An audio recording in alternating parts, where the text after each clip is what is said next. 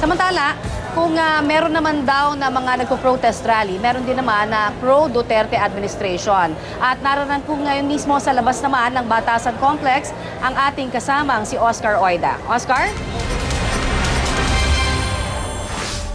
Yes, Connie, sa mga sandali ito, nandito tayo sa may IBP Road, no, sa tapat lang ng Civil Service Commission. At kasalukuyang isinasagawa yung programa ng mga pro-Duterte group. Narito sila, hindi tayo nagkakamali, as early as 9 a.m. ay nag-marcha na sila papunta dito para nga magtipon-tipon. At nakikita natin ngayon, nagsasagawa sila ng programa bilang suporta nga sa SONA ng Pangulo. Sa ngayon, ayon sa grupo, nasa around 8,000 sila, yun ang tansya, no? Ayon kay Yusek Cesar Montano ng tourism, inaasahan nila na pwedeng umakyat to hanggang 20 to 40,000.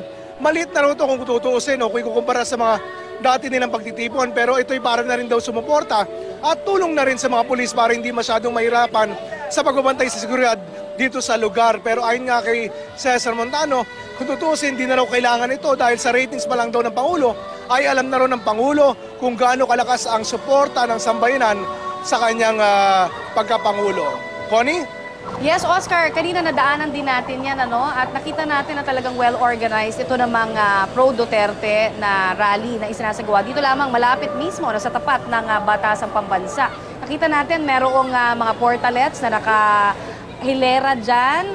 At dalawang grupo nga ba itong magsasagawa ng pro-Duterte rally dito sa tapat mismo ng Batasang Pambansa, Oscar? Oy, Connie, medyo choppy, no? Hindi ko masyado clear yung communication natin. Although narinig ko yung sinasabi mo, binabanggit mo, maayos nga yung kanilang palikuran. Meron dito mga portalets na pwedeng gamitin ng mga nagsipagtipon dito, no?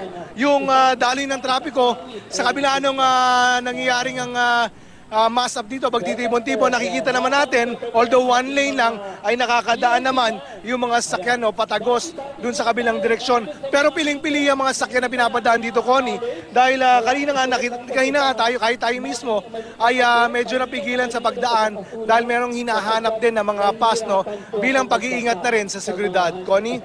Yes, Oscar, napansin mo rin ba na parang tila mas mahigpit ngayong taon na ito para sa mga motorista na naririnig dito sa vicinity nitong Batasang Pambansa kumpara doon sa SONA last year?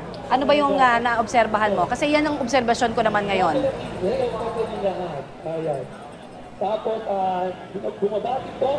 Alright, mukhang nagkakaproblema po tayo sa ating komunikasyon kay Oscar Oida at magpapasalamat na lamang tayo sa kanyang ibinigay sa ating update dyan mismo sa labas ng Batasan na Pambansa.